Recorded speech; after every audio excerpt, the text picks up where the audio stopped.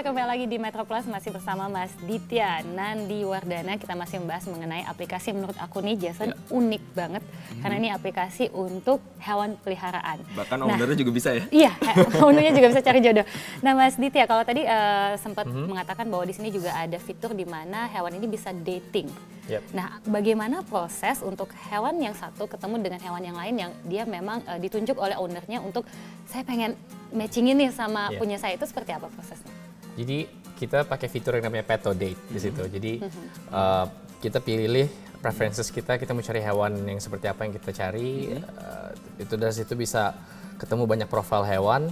Terus kalau cocok bisa hook up, kalau enggak bisa kita langsung message langsung. Nah message langsung udah itu berlangsung normal sih. Jadi kita tinggal ngobrol sama ownernya, janjian gitu. Kayak kemarin pengalaman saya pribadi juga. Saya akhirnya ngobrol, terus janjian dia bawa kucingnya ke rumah saya gitu, dititipin. Udah, terus kawin deh.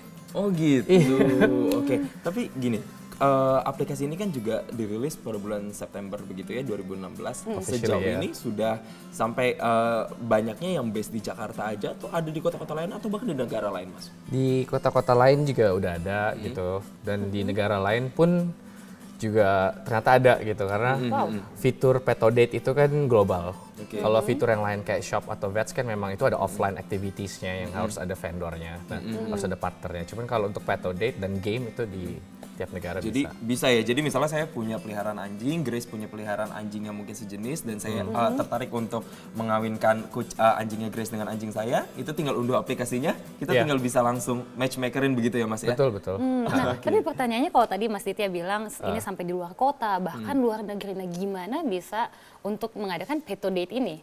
Oke, jadi kalau untuk Peto Date ini kan kita algoritmanya based on ada location base sama jarak juga.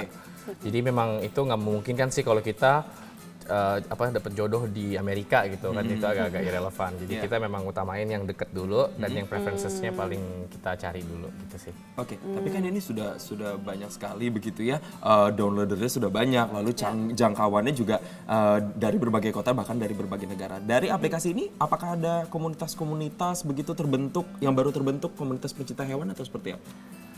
Kalau komunitasnya sih paling kita ada komunitas itu aja sih, kalau dari sisi Facebook page segala macam aja, jadi Peto App Community. Cuman in the long run kita memang pengen ada forum di situ, jadi untuk komunitas ada tersalurkan juga di aplikasi itu. Jadi tapi kalau untuk sekarang sedang dalam pengembangan.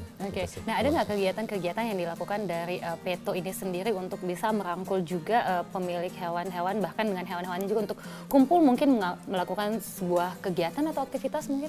Ya, kalau beberapa waktu belakang sih kita belum banyak ya activity kayak event gitu, hanya beberapa. Cuman untuk tahun ini sih kita inginnya sih merangkul banyak stakeholders dan kayak yayasan-yayasan, misalnya ada adoption day atau apa, kita juga ingin terlibat di situ. Oke, Mas, singkat saja terakhir, katanya di sini dengan aplikasi ini juga akhirnya bisa orang-orang yang menemukan kucing atau anjing yang liar begitu tidak terurus bisa di-upload begitu dan akhirnya bisa diadopsi, itu seperti apa? Singkat saja, Mas. Betul, ya jadi kita ada fitur yang namanya Peto Rescue tadi, masuk tinggal upload aja sih binatang mana yang mau untuk diadopsikan. Dan bebas siapa aja yang ingin mengadopsi ya. Ketika sudah diadopsi, mereka akan ditarik oleh yayasan begitu ya Mas ya? Yang akan diurus begitu yayasan ataupun pribadi pun juga bisa, jadi tinggal kontak sih, kita sebagai usernya tinggal kontak aja siapa yang itu. Baik, ternyata aplikasi ini tidak hanya sekedar pet matchmaker, tapi di sini juga ada kepedulian sosial yang ditujukan pemirsa.